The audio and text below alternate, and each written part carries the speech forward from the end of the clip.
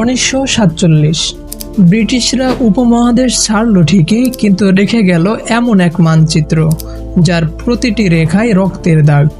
জন্ম নিল দুটি নতুন দেশ, ভারত ও পাকিস্তান। বলা হয়েছিল ধর্মের ভিত্তিতে এই ভাগ হবে শান্তির সূচনা। বাস্তবতা হলো এর মাধ্যমে শুরু হয় দক্ষিণ এশিয়ার সবচেয়ে দীর্ঘস্থায়ী ও জটিল দ্বন্দ্বের ইতিহাস।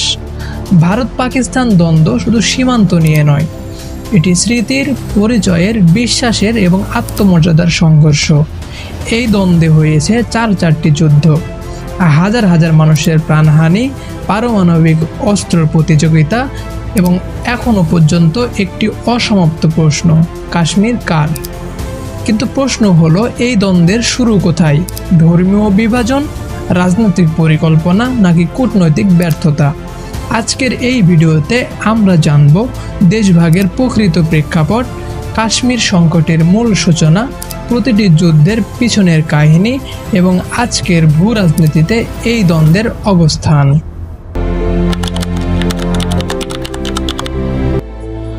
উপমহাদেশে মুসলিম শাসনের দীর্ঘ ইতিহাস থাকলেও ব্রিটিশ শাসনের সময় ধর্মভিত্তিক রাজনীতি নতুন রূপ পায়। 1857 সালে সিপাহী বিদ্রোহ ব্যর্থ হওয়ার পর ব্রিটিশরা হিন্দু মুসলিম বিভাজনের নীতিকে কৌশল হিসেবে গ্রহণ করে। 1905 সালে বঙ্গভঙ্গ ও 1906 সালে মুসলিম লীগের প্রতিষ্ঠা মুসলমানদের জন্য আলাদা রাজনৈতিক প্ল্যাটফর্মের সূচনা করে। হিন্দু মুসলিম রাজনৈতিক দূরত্ব বাড়তে থাকে। একদিকে ভারতীয় জাতীয় কংগ্রেস চাইছিল একটি অখণ্ড ভারত, ঠিক অন্যদিকে মুসলিম লীগ দাবি করেছিল মুসলমানদের জন্য আলাদা রাষ্ট্র। 1940 সালে লাহোর প্রস্তাব স্পষ্ট করে দেয় মুসলিমরা একটি আলাদা জাতি এবং তাদের জন্য আলাদা রাষ্ট্র গঠন করতে হবে। এখানেই ভারতের ভাগ্য বদলে যেতে থাকে। 1947 সাল 14 ও 15 আগস্ট ভারত ও পাকিস্তানের জন্ম হয়, কিন্তু এই স্বাধীনতা ছিল এক নির্মম গণবিভাজন। দুটি আলাদা দেশ হলেও হৃদয়ের ভাগ তখনও হয়নি। লাখ লাখ মানুষ তাদের জন্মভূমি ছেড়ে পালিয়ে যেতে বাধ্য হয়। দেশ ভাগের সময় পাঞ্জাব ও বাংলা ভাগ করা হয় ধর্মের ভিত্তিতে, যার পরিণতি হিসেবে দাঁড়ায় প্রায় 1.4 কোটি মানুষ বাস্তুচ্যুত, 10 থেকে 15 লক্ষ মানুষ নিহত, হাজারো নারী ধর্ষণের শিকার, শত শত ট্রেন শুধুই মৃতদেহে ভরা ছিল। এই গণবিপর্যয়ের মধ্য দিয়েই দুই রাষ্ট্রের জন্মই হয়েছিল একে অপরের প্রতি ঘৃণা আর ভয় নিয়ে। দেশভাগের সময় ভারতের অন্তর্ভুক্ত 565 রাজ্যকে বলা হয়েছিল তারা চাইলে ভারত বা পাকিস্তানের সঙ্গে যুক্ত হতে পারবে। বেশিরভাগ রাজ্য সিদ্ধান্ত নেয়, কিন্তু কাশ্মীর ছিল সবচেয়ে জটিল। কাশ্মীরের রাজা হরি সিং ছিলেন হিন্দু, কিন্তু তার রাজ্যের অধিকাংশ মানুষ ছিলেন মুসলমান। তিনি চাইছিলেন স্বাধীনতা, কিন্তু অক্টোবর 1947-এ পাকিস্তানপন্থী উপজাতি ও মিলিশিয়ারা কাশ্মীরে হামলা চালায়। রাজা ভারতের সাহায্য চান। ভারত কাশ্মীরকে যুক্ত করার শর্তে সেনা পাঠায়। এই মুহূর্ত থেকে শুরু হয় ভারত পাকিস্তান প্রথম যুদ্ধ। এরপর জাতিসংঘের হস্তক্ষেপে যুদ্ধবিরতি হয়। ভারতীয় অংশের নাম হয় জম্মু কাশ্মীর এবং পাকিস্তানি অংশের নাম হয় আজাদ কাশ্মীর। এই বিভক্ত কাশ্মীর আজ দুই দেশের সবচেয়ে বড় বিতর্কের কেন্দ্রবিন্দু।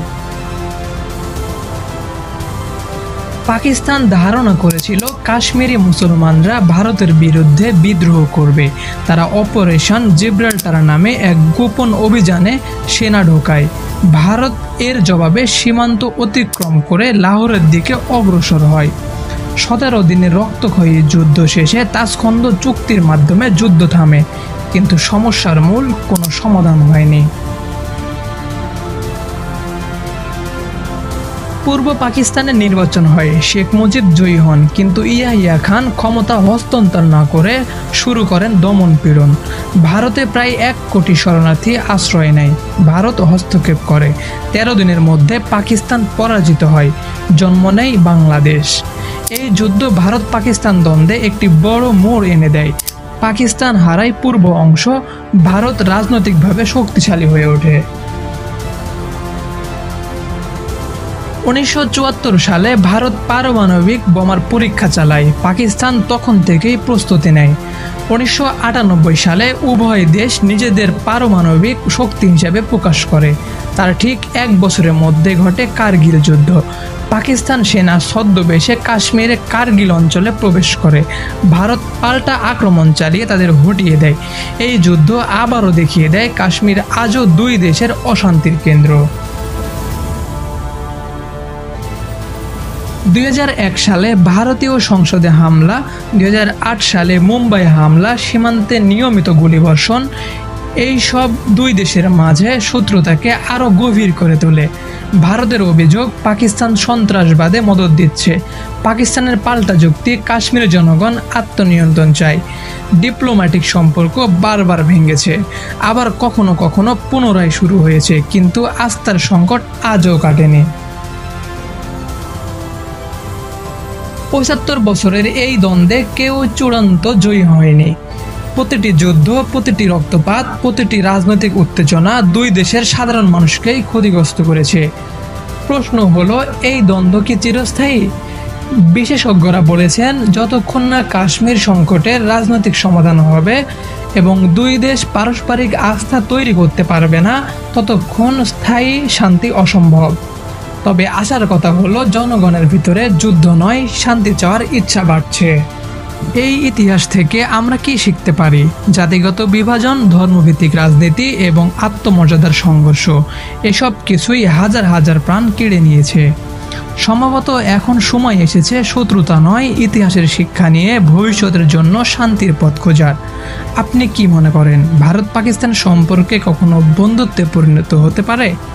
কমেন্ট করে জানিয়ে দিন আপনার মতামত এবং আমাদের চ্যানেলকে সাবস্ক্রাইব করুন।